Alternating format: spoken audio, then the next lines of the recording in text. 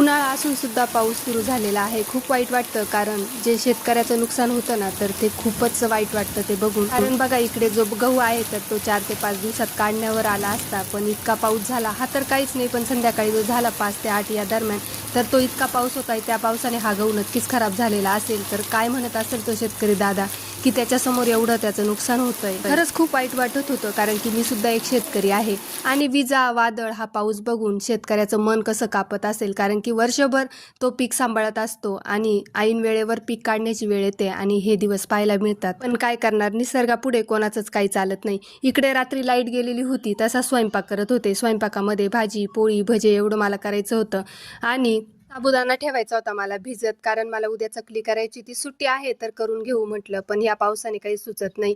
मागच्या वर्षी पण तेच झालं, कारण मागच्या वर्षी मे मध्ये जो पाऊस सुरू झाला तर तो पाऊस सुरूच झाला, तो काही थांबला नाही. त्याच्यामुळे मागच्या वर्षी सुद्धा हेच हाल झाले. आणि आपण काय विचार करतो, सुट्टी लागली की मग वाळवणाचे पदार्थ करू, आणि हा पाऊस जर असा करायला लागला तर वाळवणाचे पदार्थ तरी कधी करायचे. आणि विकत खाणं म्हणजेच एकदम मोजून मापून खाणं असं असतं. त्याच्यामुळे घरी केलेलं कधी पण चांगलं. तर चला, भेटूया नेक्स्ट व्हिडिओमध्ये. तोपर्यंत सगळ्यांना बाय.